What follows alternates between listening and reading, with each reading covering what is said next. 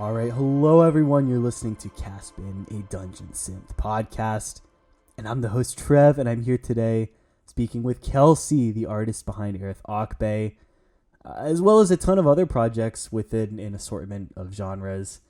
You just heard their track, "The Hill Shook Once and Grew Still," and that's from their recent release, "A Lantern Swathed." That track, along with the rest of the album, just sounds massive and dense and so complex and interesting, and I'm just really excited to talk about it. So yeah, welcome onto the show, Kelsey. Howdy, it's good to be here. Yeah, I love the howdy. You're from North Carolina, right? From up in the mountains? Yeah, I'm just southern enough to say howdy and get away with it. Perfect. Yeah. West North Carolina's kind of pushing it. How does the I don't know if you're an outdoorsy person. Does that bleed into your music? It's kind of got like a wild, untamed feel, I guess. Oh yeah, absolutely. I'm Yeah? not as outdoorsy as I would like to be, but I live in some of the more rural areas surrounding Asheville in North Carolina, Yeah. and everything here is it's these beautiful ancient Appalachian mountains that just feel kind of old and evil and magic, and and yeah, they're definitely, the mountains are a huge inspiration just for every piece of art I make. Oh, that's so nice. Yeah, that's like one of my favorite spots in the country. Yeah, that whole mountain area is just so pleasant and inspiring to walk around on. Absolutely. Yes, so maybe a good place to start with everything. I feel like we got to start with Earthsea, right? Yes. It's a good starting place. So essentially 100% of what I know about Earthsea comes from like talking with Evergreen like a year ago. Mm-hmm. I'm an absolute like I've got no context basically. So maybe you could just give a rundown on like what the series means to you and what draws you to the series, and kind of wrap into how that relates to Erreth-Akbe. Yeah, what are you thinking there? I discovered the books really very, very recently. They're, the first one was published in the 1960s. They're very old books. A lot of people kind of only know them as the thing that J.K. Rowling ripped off for Harry Potter, because the first book was the original sort of wizard school book, and there are some parallels there. He's got a scar on his face. There are lots of things like that. But I discovered Earthsea right before I started trying to make music, and right before I started making the first Erreth-Akbe tracks. It was a very fresh book on my mind, and I couldn't think of anything else. I'm a big Tolkien fanatic and several other things, but Earthsea became special immediately. And I think a big reason for that is that so much of the conflict in Earthsea is about internal emotional struggles. Ursula Le Guin has this tendency to kind of gloss over the more violent and exciting parts of fantasy literature that other authors would really focus on. She'll take a lot of action and kind of breeze by it in a couple sentences, but she'll spend a lot more time with people's emotional states, body language, relationships, things like that. So I knew if I was going to make music based on this mythology, it was going to have to be really like emotional music. It couldn't really be bombastic and warlike in the traditional way, because these are books about much smaller, more personal struggles. Wow, that's so neat. So it sounds like you were just maybe getting started with this music, and it really had to be about Earthsea. In the very first attempts at the like what became Erreth-Akbe, was it always planned to be devoted to Earthsea, or was it more that you were trying to make this dungeon synth music, and that Earthsea was just so on your mind you couldn't shake it? It was just I had always fantasized about creating music, and I always thought it was kind of beyond me. But I was friends with some dungeon synth musicians that said, like, here's a free DAW you can download. Here are some free plugins you can download. Just, scoot some MIDI around and see what happens. And then I kind of discovered that I could make music, and that happened simultaneously with me reading the books for the first time. And so there was no question it was going to be Erreth-Akbe. Yeah. Yeah, that totally makes sense. The accessibility of the genre really helps you just like take whatever's on your mind and run with it when you're getting started. Absolutely, yeah. I've been into Dungeon Synth probably like whenever the first Thangorodrim album came out, 2015, 2016. Okay. And I think for a long time I sort of treated it as background music for Dungeons and Dragons sessions. But when Right. I started making it, started becoming a lot more important to me. That's interesting. I totally see what you mean there. Have you found that that's also affected your listening? That if you're thinking of it different, you're kind of seeking out a little more of music with like an active forefront of activity. Yeah, yeah, definitely. It shifted my music listening a lot. I still listen to a lot. Metal used to sort of be my main genre, and I still listen to a lot of it. But I do like a lot of metalheads getting into their 30s. I'm sort of drifting into ambience. I just I don't know. Maybe my bones are getting too old Yeah. for the metal. Yeah, I feel like somewhat of an outsider. I have next to no experience with metal, and it seems super common for people to kind of end up in Dungeon Synth coming from more of a metal background. Yeah, absolutely. Like black metal specifically, which is not a genre I have a background in either. Oh, really? I'm kind of curious about your background in general. So you make really high quality music, like very high fidelity, as well as kind of a busier, denser mix than what you often see in the genre. And kind of skimming your other projects, you've got this wide breadth that tackles like these 80s synthwave elements, as well as like drum and bass type electronic, and a lot of stuff that's kind of a variety of genres, really well executed. I guess I'm very interested in how you I don't know how you kind of got to that point where you're able to tackle so many things and articulate them well. What's your musical background there? I took some classical guitar lessons when I was a kid, but I Oh, didn't like it. nice. Um, Fair enough. I Yeah. played some banjo, didn't like that. Um, I tried a lot of stuff, and I kind of just felt like the actual like physical mechanical aspect of playing an instrument was the main barrier for me, I guess. And Hmm. it was getting into making music in a on a computer on a DAW where I can kind of just slow down and arrange notes on a scale that it all kind of opened up. So I think I just spent my whole life being really hungry to write melodies and compose things without feeling like that was in my grasp. And then very suddenly it was. And so I've just been, that's it's pretty much the only thing I care about now. Totally. It's so inspiring when you see that you're allowed to like to take a breath and actually visualize it and just work it out. Not in real time. You can take your time and move things around.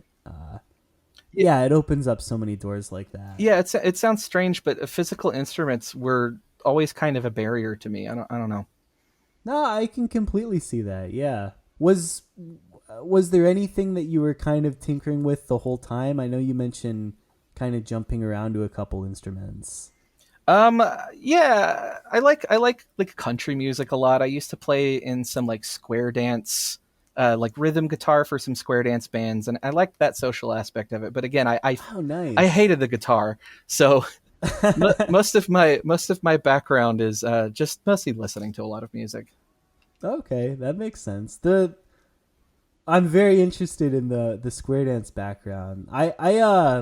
I did live sound for old time dance music, and there was always one square dance a night when I did it. And I guess I'm interested in how kind of playing and interacting with that type of music, if at all, how it interacts with the way that you write this type of music. Is Uh, any bleed over there?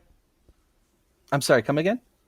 Yeah, is having experience with playing in those square dance bands, things like that, does that affect your Erreth-Akbe music at Uh, all? Do you see any of that bleed in? yeah, old timey country music is a huge inspiration for me. Nice. Specifically, like Appalachian old time, the really really really old shit, which is Yeah. interesting because so much dungeon synth is inspired by Celtic music, And old time Oh, Appalachian old time music is just, Celtic music, uh, with, the hill folks. They went into the hills yeah, and yeah. kind of created isolated communities and created their own simulacra of Celtic music. And, that's what old time is. So it's sort of this like secondary poor mountain person inspiration from like Celtic music, I guess the grandchild of Celtic music.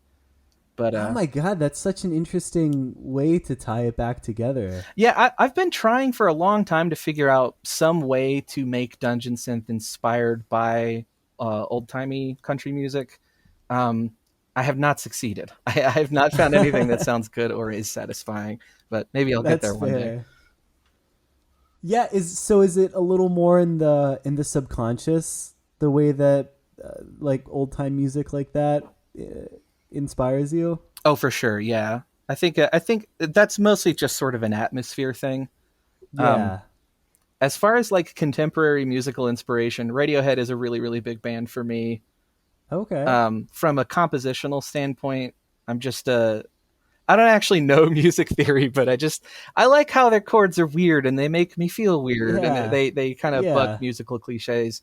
And so if there's anything I'm really actively consciously trying to gun for when I'm writing music, it's to uh, not have those cliches, to not have notes resolve where you expect them to kind of like buck traditional song structures. I think that's pretty much the only thing I really keep in vivid in my head, other than just kind of vibing and writing music.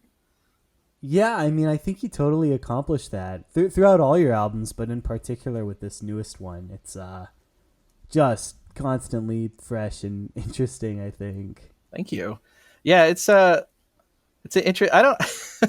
I'm not actually nuts about the new album. Yeah, Really? I don't Oh know. I'm man, self conscious about it. do you have that experience anytime you release something, or is this one in particularly something you're not so confident in? Uh, That's shocking to me. yeah, I don't know. This is gonna sound stupid and strange, but That's fine. I think it's because this album is just far and away more popular than anything else I've ever made. And I look at my Bandcamp metrics and I see how many people are listening to it. And I don't know, Yeah. it's like a secondary stage fright or something.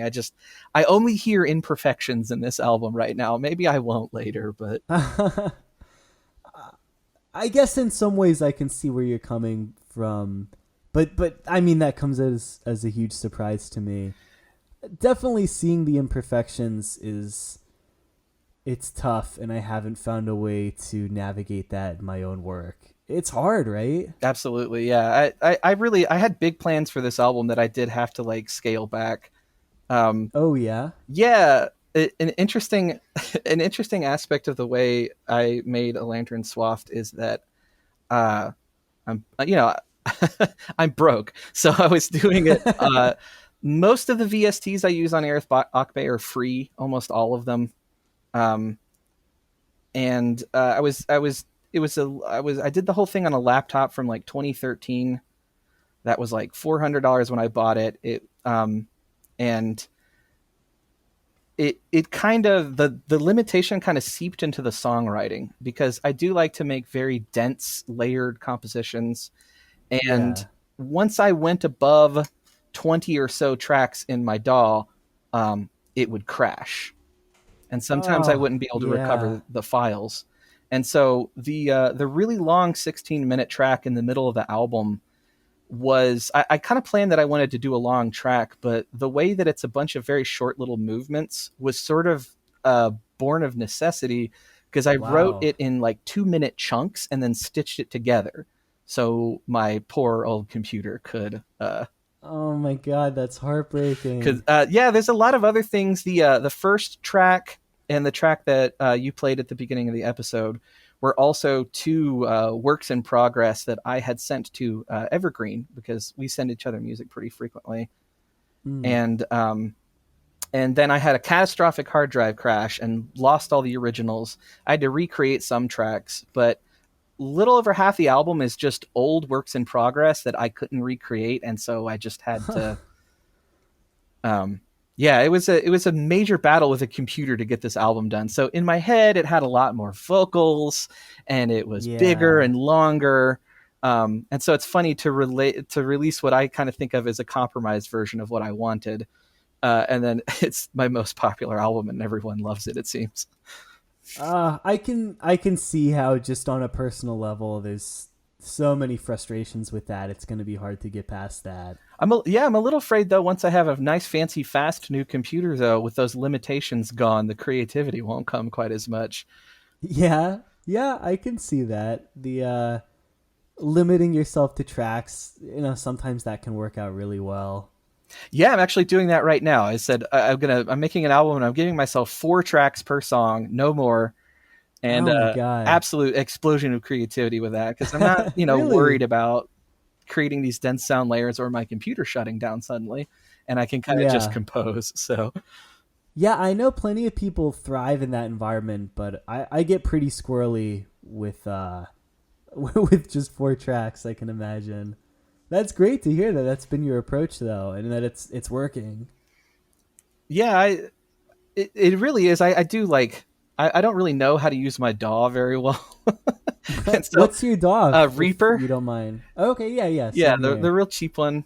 It's real Of nice and real course, yeah. flexible, and I still haven't really like I don't really know music theory. I don't know what key or tempo any of the songs I write are in. I'm pretty much an amateur. I just really like really like composing. Yeah. Yeah. Yeah, well, that's all you really need if you can just put the hours in and get it out. Well, I mean, especially that's part of the accessibility of Dungeon Synth is people don't mind a little bit of a lo-fi sound or an amateur master or um, a lack of professionalism in general. There, it's all vibes, and that's perfect for Yeah, me. there's truly like no arbitrary standards that need to be met to make good music or successful music. It's a nice part of the genre.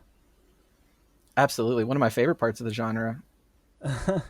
So I am a little hung up. I'm in a way genuinely sad to hear that you're not as satisfied with this album. Do you feel like if you stepped back and just took an objective look and found the way to ignore the personal frustrations, I imagine that there's always going to be imperfections in any release. Do Right. you see, like, do you at least see it as, like, to me, it's a triumph of music. It's so good. Do you see that in it? Are you able to eke something out there? I hear my melodies and my compositions starting to mature, Yeah. and I like that, and it makes me want to write more. I think it was just Okay. uh, the maybe kind of a bad master on it, and just my general amateurishness. I kind of feel like my ability to write music has outpaced my ability to make music in a way. Yeah, I see what you mean. But another interesting aspect of this, which ties back to the books that they're based on, and also our mutual friend Evergreen, Mm-hmm. is that Evergreen and I started working on our Earthsea projects. We did not know each other around the same time. They messaged me. We talked about it. Um, and with the first album, I was adapting the first book, and I, for years, tried to adapt the second book in the series. It's called The Tombs of Atuan. It's for a lot of reasons, it's very different from the rest of the books, and I just found it almost impossible to write music for it. It Oh, wasn't a vibe that I interesting. was having an easy time capturing. And Evergreen just released their Tombs of Atuan album too, which has also been a long time in the works. Because Yeah. one thing that we talk about Earthsea a lot because we're big nerds, and one thing we talked about for years is just how hard it was to make an Atuan album. And Evergreen was struggling with it so much they actually skipped to the next book and did a score for the next book. And we always talk like we have to circle back to Atuan, we have to adapt Atuan, and this was the year that it happened for both of us. Oh, it's interesting to hear that that's a shared struggle. Yeah, and so I don't know. I'm not disappointed with the fact that I don't love the album because it's kind of perfect. Because I've been trying to, I tried to make this album for so long and capture it, and I feel like I did capture the feel of the book. And if I did that in an imperfect way, I think that's the best it's going to be. But yeah, to someone that doesn't have experience with the series, are you able to quickly kind of articulate what makes it so difficult to write about? Absolutely. So the books actually switch protagonists for the most part between books, and then they kind of meet towards the end of it. Okay. But the main sort of character is the wizard Ged. Sparrowhawk is his other name, and that was the first album that I made was just based on that first book. And that's the wizard school book. That's about him growing up. It's about him performing magic he's not ready to perform and being scarred in a way and running away from this darkness that's inside of himself. A lot of people have said that there's a lot to be said about mental illness in the first book, which is something I'm really familiar with. So that was just a really easy vein to tap into. The second book is about the wizard going to recover an artifact from a foreign land, an artifact that is resting in a dungeon, and there is a high priestess of sort of an evil death cult that guards the labyrinth. And the second book, Tombs of Atuan, is about her. It's about a teenage girl who has been, through her birthright, foisted into this position of being the high priestess for very dark old powers. And the focus of the book, that's my phone, I'm sorry about that. No worries. The focus of the book is her coming to terms with what she is, that there are other possibilities for the way that she could be, that the sort of dark, myopic, violent way of life that she's brought up in is something that can be escaped. And in meeting the wizard trying to infiltrate the labyrinth that she lords over, she gets some outside perspective. And so it's a really complicated book. It's a lot darker than the other books. It takes place in a land that is supposed to be much more foreign and barbaric. It's a desert. And so there were all these elements that were just so hard to tap into and capture. Yeah. And one thing that Evergreen and I discuss is that I think it's the darkness of the book that made it difficult for us to tap into that aspect of ourselves to write the music. And wow, that's so interesting. I don't know if they would ever say this, but Evergreen told me when they released their Tombs of Atuan album that that they felt like a couple of the tracks were really Atuan, and then like some of them weren't. And so like in a way, I think they're slightly dissatisfied with their Atuan album, and I think it might just be the book. I think it might just be cursed and difficult to make music about. Cursed book. But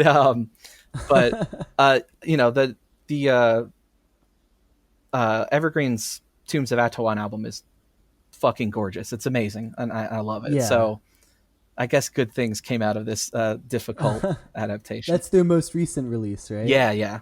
Okay, yeah, I'm in love with that one. It's spectacular. Yeah, me too. It's got a lot of their kind of like dreamy sound design from Keys to an Area kind of incorporated into it. Just it's a gorgeous album. Absolutely beautiful. Oh man, I appreciate you really, really going into the weeds on that. I feel like there's value to both sides when I listen to an album that's very clearly about something. Like it's kind of nice to have never read Earthsea and have something that's clearly so written with something in mind, but then to approach it with like a blank canvas attitude. But then to have the context there, not just with the story, but also with the creator's relationship with the story, is it's just so interesting and valuable to me. Yeah, we really did struggle with Atuan. We talked a lot about it. We did a lot of digging about what the book's actually about, and it's also wonderful to me that we released the albums around the same time. So you have these two albums that are taking away completely different ideas from the same book. There's really Right, they sound very different, of yeah, course. there's not a lot of overlap on the two albums at all, really. And that's exciting to me. Yeah, we've talked about Evergreen so much at this point. Could we talk about your split with them? Yeah, absolutely. I love that Yeah, split. I mean, it's wonderful. It's so good.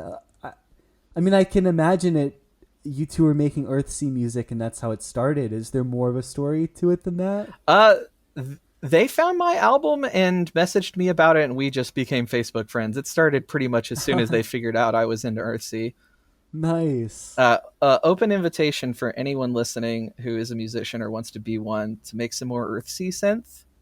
There are two of us, but it could grow. There are a couple other projects, but yeah, interesting. not that I don't love Tolkien synth. For sure, yeah. What was that process like? Did the two of you, I guess, communicate about any musical ideas, or was it purely let's both write some tracks about Earthsea and join them together? So in the lore of Earthsea, there is a place called the Imminent Grove, and it is essentially a forest that is difficult to find because it's magic. It travels, it appears, it disappears, and it's a meeting place for wizards. And Evergreen had the idea of what if the split is just the two of us sort of meeting in the Imminent Grove. Oh, that's lovely. That's so good. And a lot of what wizards will do is they'll tell stories to each other, or they'll figure out what to do about the problems of the day in the Imminent Grove. So we sort of just focused on the Grove. My side of the split is a lot of they're all adaptations of moments in short stories, and so my concept for that was sort of my wizard telling tall tales. But yeah, it was Evergreen's idea, and it was just immediately perfectly focused to me. That just like, oh, of course, this split is two wizards meeting in the Grove, and that's what the album cover depicts. Oh yeah, totally. I see that. That's nice. That's as magical as I would have hoped. Yeah, it is. It's wonderful. We used the same like field recordings of birds to kind of on both sides of the split to kind of keep it in the same universe, but the music is so incredibly different. Yeah, I had a note about your field recordings actually. It seems like that's a reoccurring theme in your Erreth-Akbe work. Can you talk a bit about what draws you to using those? Yeah, I guess what makes you hear them missing in a track? How do you identify when you want to use some field recordings? I start with when I'm having trouble making a track, I'll start with a field recording, and then a track comes out of that. I find that I'll like loop it and just listen to it, and that's what gets me in the vibe. And then sometimes I keep the original field recording, and sometimes I don't. That seems even getting it out of there now that you've got the idea, that seems like the absolute opposite of how they're typically introduced. Yeah, you think like people typically add them in later? Yeah, they're filling in a hole, or they want like a more ambient, or I don't know, in the background section, and it makes sense. I like being honest, drawing inspiration from the field recording is novel to me. That's neat. Everyone should try it. It's great. It works great. It does. It gets you in a nice headspace. Just sit and listen to some frogs or birds or something. Yeah. And you usually cite your field recordings from just free field recording websites. Have you ever gotten into that on your own? I just recently started getting into that. Nice. I got a Zoom recorder. Can you talk about that? I got some frogs outside. I've been recording the frogs. I've got some rain recordings. Yeah. I recently got into using like physical modular synthesizers. It's what about half my music is made with. Yet another thing where I don't have to actually play an instrument. I'm just programming sequencers. And one thing I'm really into lately is taking some synth parts and some effects outside and live manipulating field recordings. Okay. I don't know if that'll ever turn into any kind of music project, but yeah, Wow, I'm happy. So. I'm happy you picked up on the field recording thing. It's I love it. It's something I'm hoping to get more into. Yeah. Do you see yourself doing? I mean, you mentioned like kind of altering the sound. Do you see field recording being like its own major focus in a project of yours? I mean, that would be wonderful. Yeah. Yeah. I know Evergreen's done. What's the name of that? It's Spore something maybe. Uh, but yeah, they have an excellent like field recording focused project. Evergreen has so many projects. It's Yeah, yeah, it's tough to keep track. I'm sure they're not offended if I mess up the name there. um So aside from the field recordings, you've got a very like wide, tasteful palette for tones here. I noticed there's like a healthy combination of acoustic sounds. I imagine like sample libraries of acoustic sounds, kind of added in with more like classic traditional synth tones. Can you talk about your approach just to selecting instruments and to blending them when you write music? yeah, I kind of lead with the story that I'm trying to tell. I'll start with, and I guess this kind of fits in with starting in with like the literally diegetic field recordings, but I'll think about what specific scene or place or person I'm trying to depict. And I have very detailed notes on what the instruments that would be present in the different places in the world would be, and things like that. So a lot of the sort of grinding string sounds on the new album, I kind Yeah, of came up with a sound palette before I started working on the album, um, and tended to stay away from the harps, which were like open stringed harps were really, really big on the first two albums. Because I yeah. thought, okay, this would be a common instrument um, in this place. I see. Yeah. But yeah, I'll generally my palette. I kind of I lead with trying to figure out what almost kind of diegetic scene I'm trying to represent. Um, one thing I wanted to say about that is that I have sometimes more harsh subtractive synth sounds, like the beginning of the track that we played at the beginning of Yeah. the episode. Yeah, the Um, hills shook once. and I try to incorporate I incorporate that very deliberately. Um, Okay. it it to me represents dark magic, and so anytime you're hearing those really harsh non-organic synth sounds, that represents a scene that involves the dark old powers of the earth, or like maybe a person who has been scarred by them. I'll weave in a little bit of the subtractive synth, but that's yeah. I typically start there, which I guess is probably why it Oh, ends I up with love weird that. combinations. But there's a lot of mellotron on the new album. I got a mellotron Oh, emulator, nice. so that's a lot of the really dusty old sounds on the new album are all mellotron. Nice. Yeah, I love when I hear timbre being used to represent a concept or an idea. And it's really neat to hear that about the subtractive The synthesizers. thing everyone seems to take away from it is that it's like cosmic. I've gotten lots of comments that it sounds cosmic or Yeah, I can see spacey. I that. think my rate your music page, the second genre is like cosmic synth or something. But no, that's the old dark energies of the earth that I'm trying to Of represent course, there. yeah. And what Another good about friend these of mine, Jen Taiga, yeah. also uses subtractive Oh synth yeah. to represent dark magics. We're on that same wavelength. Interesting. Yeah, she's just a synth wizard. Just so Yeah, talented with that. she is the synth sorceress. She's a And I think her and Evergreen are both in the notes of this album, right? oh yeah, yeah. Good, Oh yeah, they're that's good so friends of nice. mine. Yeah, I mean they're both the exact opposite of me because they're keyboard people. They're both Jen and Evergreen are get out a keyboard and just vibe, or Yeah. in Jen's case, Yeah. shred a lot of the time, which couldn't be more different from my scooting MIDI around on a piano roll. They're both valid though. I like I don't know. I do plenty of both. I feel like any or oftentimes I'll be going in to talk to an artist and think, okay, I've got them figured out. I know how they approach it, and then it's always the opposite. If I feel like they're like in the lab playing playing things by hand, I find out that they've just been drawing it in. They don't even own a keyboard. Oh, wow. Or vice versa. I'm constantly surprised. And I think that just goes to show that any approach works, that playing it out or like painting it in, you can get cool organic sounds either way. Absolutely.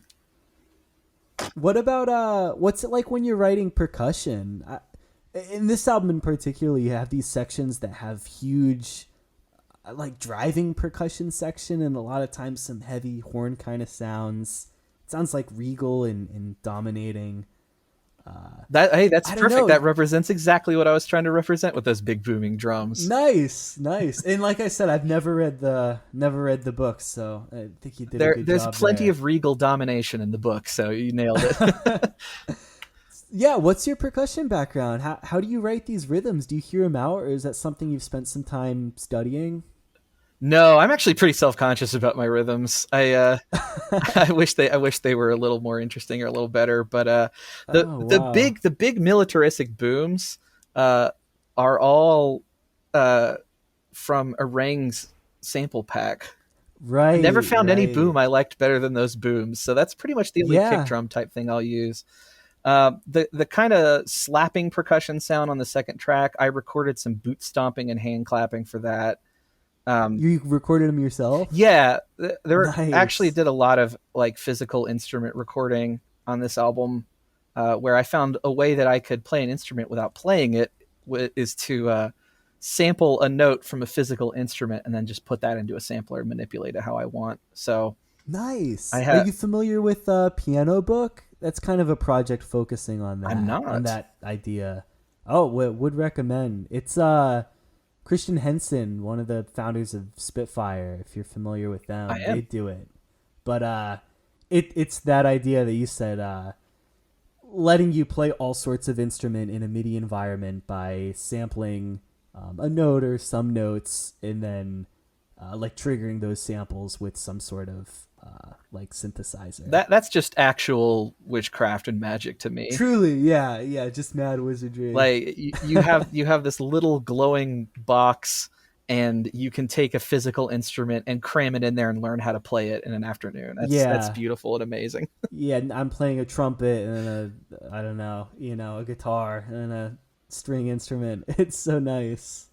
Yeah, maybe that was my frustration with learning guitar. You doing that.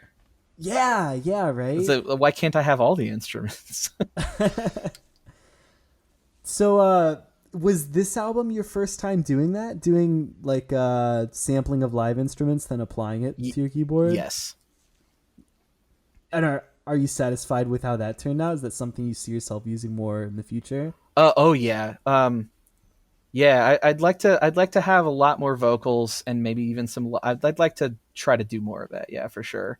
Yeah. What's going on with the vocals here? They're nuts. They're so cool. I'm glad you think so. I worry about how out of tune they are, but again, I guess it's Dungeon Synth, so that's part of the charm. Yeah.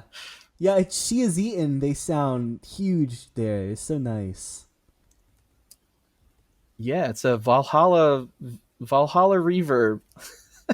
Oh, nice. Which one? Shimmer. That's my Shimmer. That's my VST plug for this. Is Valhalla Shimmer Cool. is my go-to reverb for everything, and it makes everything sound so big. Yeah, they're top tier to me. I use them all the time. A couple of the Valhalla reverbs, they're so good. They are. So is that you doing the vocals then? It is me doing the vocals, yeah, into a webcam mic in one take, because that was a work in progress. I always meant to replace those vocals, and then the computer crash happened, and I didn't have any way to recover that track other than this ancient work in progress from years ago that I had sent to Evergreen. So that ended up on the final version of the album because I tried to recreate it and I couldn't. So. Did you apply any effects to it? They sound pretty big in the mix there. The webcam mic is shocking to me. Yeah, that's a webcam mic with Valhalla Shimmer reverb. That's all that I have on those vocals. Oh my god! Wow, it's a good reverb. Yeah, that's huge. What a sales pitch. So, something that you mentioned earlier, I get you mentioned this 16-minute song, it's "Meaningless Web of Ways." You kind of got into it already with breaking it up into chunks, but I struggle with writing 6-minute songs, and I'm always so impressed when I see like any double-digit song that I don't look at my phone halfway through is cool to me. How do you do that? How do you keep people interested? How do you keep their attention there? I have no idea. Like that was the last track I made on the album. The rest of it was sort of cobbled together pieces of reconstructed tracks and old works in progress that I just had to settle for. And I was like, okay, I have this one track left on the album. I know I want it to be long. The computer sometimes will just literally shut down if I have too many VSTs running at once. Right.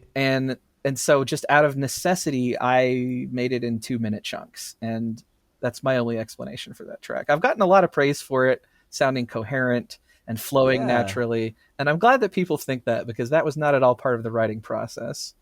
Do you think the chunks helped there? Helped you not linger on one idea too long? Yeah, I have a really hard time finishing tracks.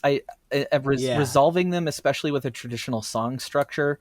And I found that just having no end in mind and just composing freely, I made that track quicker than any of the other tracks. It was very, very quick. No way. And it was because it was just, I just got in the zone with these little 2-minute chunks. The concept behind it is it's about the labyrinth itself from the book.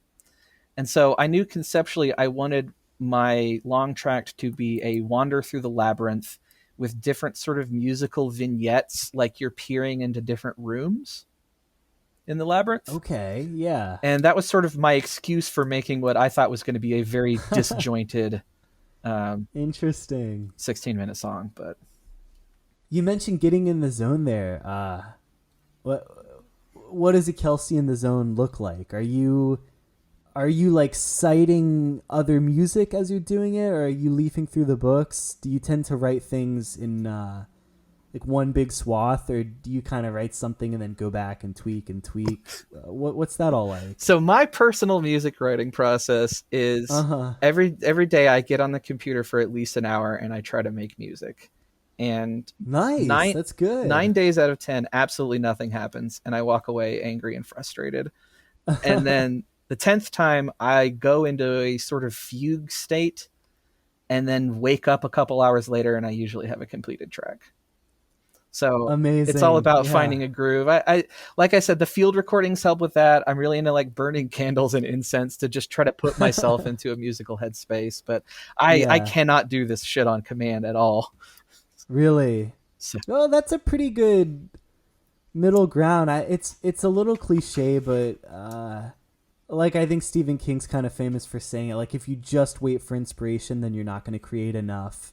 But it's also hard, like you said, to just make something on command. Right. So being able to approach it consistently, but being okay with just throwing a lot of it away, I think that's great. Yeah, I chuck 95% of the music I make, and it was that was based on writing advice. The best writing advice I ever got was write for an hour every day, and it might carry you away or it might not. And I just sort of thought that would work for music, and it absolutely does. That's inspiring. That's huge. So, kind of looking at the Bandcamp there, it seems like your first Erreth-Akbe release was like about 3 years ago or so. What have you learned since then? What are some standout ideas that have come along the way? That's a really interesting question. It's hard to pin down. Yeah, maybe it's a little more subtle than that. I don't know. I still feel like my writing style is very much a work in progress. It's hard to say what I've learned from that first album was some of the first music I ever made. So it was all very just like me kind of exploring. Yeah. And, buckling down and focusing, I guess, would be part of it. But if I had to pinpoint one thing, it would be I stopped worrying about song structure. I think I was driving myself crazy with song structure. The idea that things had to like resolve or, loop back around to leitmotifs and themes and stuff. And the big thing with the new album is that I decided to not do that anymore and to just let every track be what it was going to be, which is why every track has at least two kind of distinct parts. Nothing really loops around again. So, and I found that really freeing, and that's something I'm really like, I want to take going forward, is just not trying, just writing music, not writing songs, just not trying to construct something, but rather just let it kind of flow, because people seem to like it. Someone called it proggy on YouTube, and I guess that's what proggy means, is if you don't ever resolve anything or return to themes. Yeah. That's funny. Yeah, the sometimes like the stray YouTube comments like that have you like questioning your own music and reconsidering. I don't know, what does it sound like to other people? It's hard to think of that. I'm mortified by the idea of other people listening to this music. Yeah, I really, really love listening to my own music, but only if I haven't released it, because then it's for me and it's personal, and I'll sit out on my porch and listen to it. But as soon as I release it and I play my own music, I start seeing the faces of all the people in my, that are probably listening to it, and I start getting like, I give myself stage fright. And so I'm sort of horrified by the idea of anyone hearing this shit. It's so funny. And I hoard most of my music. Yeah. It's so vain, but I feel like I listen to my Google Drive with works in progress more than any other single band. It's just always coming through. That's oddly comforting to hear, because I absolutely do the same thing. And as soon as it's published, it's dead to me. But if it's a whip, if it's something I'm working on right now, just over and over and over again, I love listening to my own music. Yeah, and it's nice because it's like, it's satisfying in a listening to music way, but it's also kind of like a form of problem solving to me. Like, you're critically listening and seeing how you can improve your work. It doesn't feel as maybe it's not as vain as just basking in your writing, I mean, it could certainly get vain if you're just like, this shit is so good, I'm so good, I love this. But yeah, that's really good to hear that you wear out your whip folder. I absolutely do the same thing. Yeah. And one thing that it's somewhat off topic, it's not all Dungeon Synth, but what's going on with this Hating Holler recordings? They all say Kelsey. Are those just like a collection of your miscellaneous projects? So everything on there is stuff that I make with my modular Eurorack synthesizer. Okay. So it's sort of just like an area to cordon off all the stuff I make with physical instruments, with like actual gear. So all of that stuff is actually analog on that page. Interesting. Everything else is in a DAW. Wow. Yeah, I always I feel like I find Dungeon Synth artists that don't make albums all the time, so a little more sparse, and then I think, oh wow, they must be like really devoted to this project, spending years on each release, and then I find out they've got like a dozen other side projects, something like that they're tooling around with in the meantime. Yeah, I'm always shocked about that, and so many of them are secret. Right? Yeah. Or so many beloved Dungeon Synth albums are just, like a one-shot side project by somebody in a big metal band.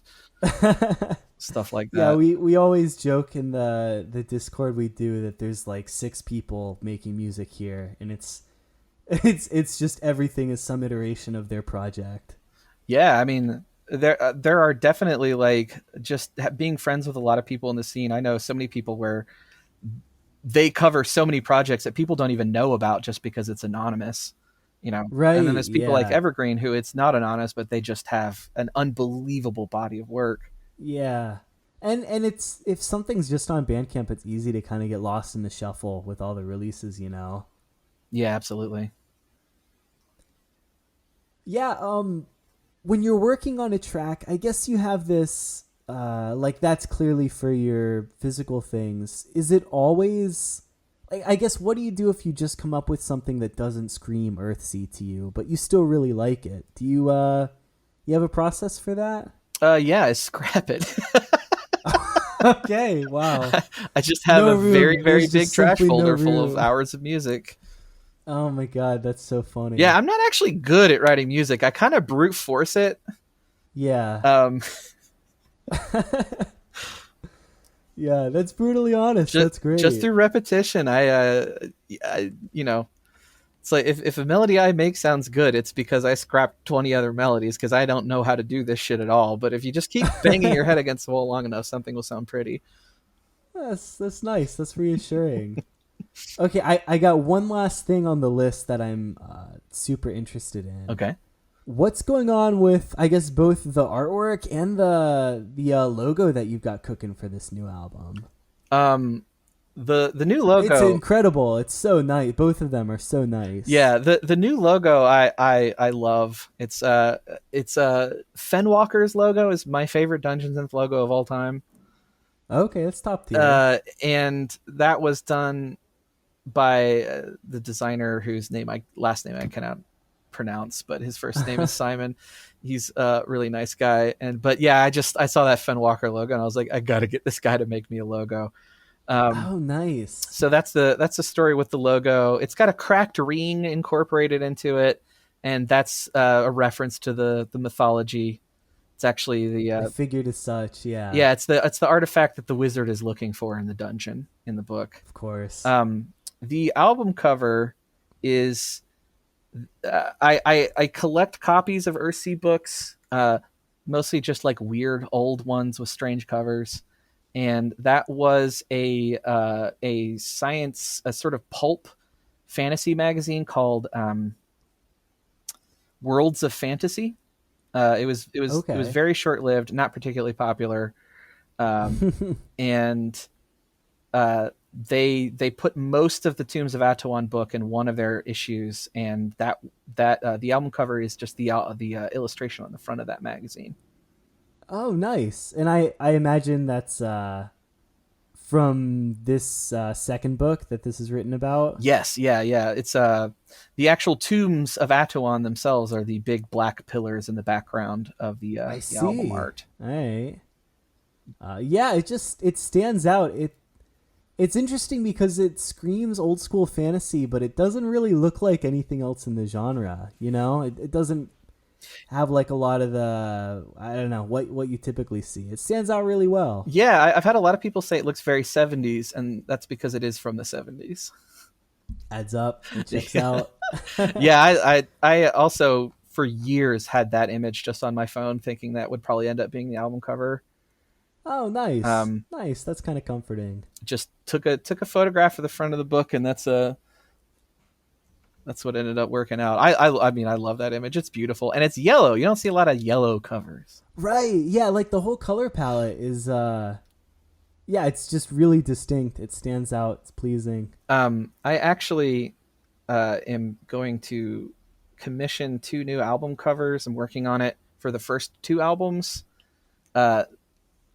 Guess I maybe shouldn't say this on a podcast, but not exactly. I don't exactly have permission for the art on the first 2 albums, and it's always no. and it's a tradition in Dungeon Synth, and I definitely did it with this feeling of no one is ever really going to listen to this. This is just for me. This doesn't matter, but yeah. So my plan is to have 2 colorful album covers that kind of match the aesthetic of the third one at some point.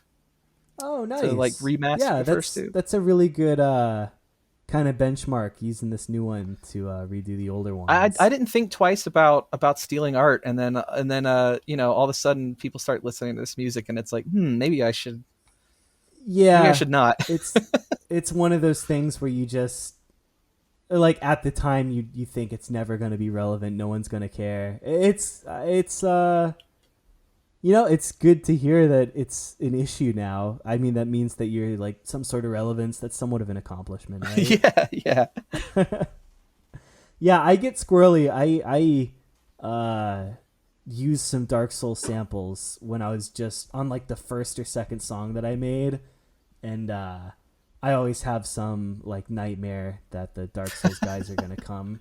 Oh, that'd be rip no all good. my beautiful music away from me. What samples? The lady talking at the beginning of the Dark Souls 2 like trailer. Yeah, that's what I thought that was. Yes, indeed. Hell yeah. Yeah.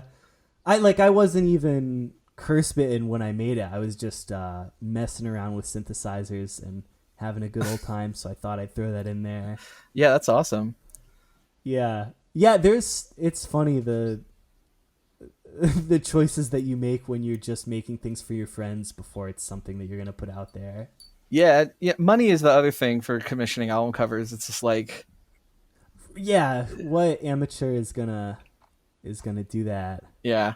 So at some point, those first two albums with the absolutely gorgeous black and white illustrations are getting replaced with some also hopefully pretty new colorful albums. That's something fun to look forward to. Yeah. As far as new releases, I know you're hot off the tail of this one. Is there a plan for next Erreth-Akbe album? There is. Ooh. So the second album was all me adapting short stories, because I wanted to make a second album and I couldn't figure out how the fuck to make a Tombs of Atuan album, Yeah. and so rather than skipping to the next book like Evergreen did, I just did some short stories. So I think I kind of want to return to that and do some smaller, kind of more focused stuff, and then go like really, really big on adapting the third book. Nice. How many books are there? There are 5, and a lot of other kind of short story material. Okay. So you got plenty of source material. Oh yeah. I'm planning on probably doing like an album for every book. So I kind of tentatively have about 10 albums planned for this project. Oh my god, that's excellent. That's huge news. All right, well, that's the bottom of my notes. I've had just a delightful time. Is there anything you want to plug or, I don't know, bring up before we head out? No. No, yeah, actually, yeah, I have another Dungeon Synth project called That Demon the Sun. It's on the Hades. I'm not familiar with this. Yeah, That Demon the Sun? That Demon the Sun, it's on the Hadean Holler page, but you can also okay. Yeah, you can also just find it by searching that. It's vampiric lo-fi, all made on physical synthesizers, recorded directly into a cassette that I put through a very special process where I bake it in the windshield of my car, and I'll kind of spool it and just bake it for a few months until it's really it's really fucked up and torn up. And then I'll record an album directly onto it, and that's what both those albums are. And that is my personal favorite of all of my projects are those albums. So if I want to plug something, I got to give that a closer look. To be totally honest, I hadn't seen this Hidden Holler recordings until I was prepping for the podcast, so I kind of gave everything a one through. Yeah, but, don't have like a deep relationship with any of them. That's something to check out. It's all ambient on there, really. But yeah. the two Dungeon Synth ones are That Demon the Sun, and I just love that project specifically because of the cassette baking process. That's nuts. It makes it sound. I love the tone on those albums. It's so insane sounding. It sounds completely obliterated. Yeah, what's going on with the Eye of Fear and Flame on there? I really enjoyed that one. Oh yeah. I kind of want to make more of that. I don't know. I did that. It's neat. It's something else, you know. I got a fuzz pedal. I'm really into guitar pedals for effects, and I got a fuzz pedal and just ran a couple of oscillators through it and just got this insane like drone sound. And so I banged that out in a night. But I think you've encouraged me. I think I'm going to work more on that project. I really did enjoy it. Nice. Cool. So all of that is HadeanHollerRecordings.bandcamp.com, right? Yes. I don't know if I'm saying that right, by the way. You are. Hadean? Okay, cool.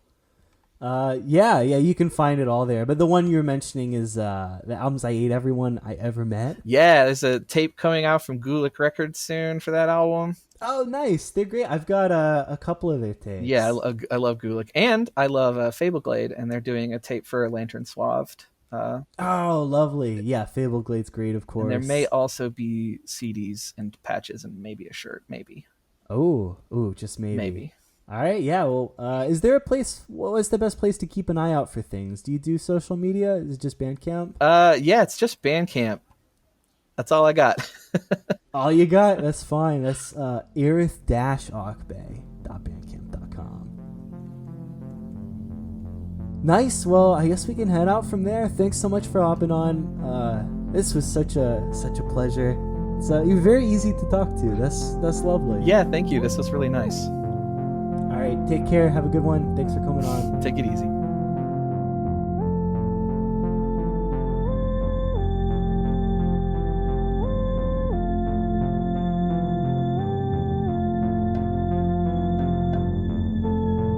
Alright, sup friends! I can't believe how fun and comfortable and insightful that talk with Kelsey was. I couldn't have had a better time, and I feel like I'm walking away with a bit of insight, bit of a special connection to these Erreth-Akbe albums now. It's gonna be fun to go back and listen to them after talking about these. So like we said, you can stay up to date with what Kelsey's cooking up over on their Bandcamp pages. Their main one is Erreth-Akbe.bandcamp.com, and that's ERRETH-AKBE.bandcamp.com. And then that one's got links to all their other projects, including That Demon the Sun, the one that we're talking about at the end there. That's over on Hayden Holler Recordings. I gotta go give that another listen. Gotta be honest, I'm pretty intrigued. Their process there with throwing the cassettes in their car is super funny and nuts and interesting to me. So definitely worth checking out again. In Trev news, as always, you can listen to the other episodes of this podcast, as well as to my music under Castbitten over on YouTube, or just wherever you'd stream podcast and music, places like Spotify, places like Apple Music, Apple Podcast, all of that.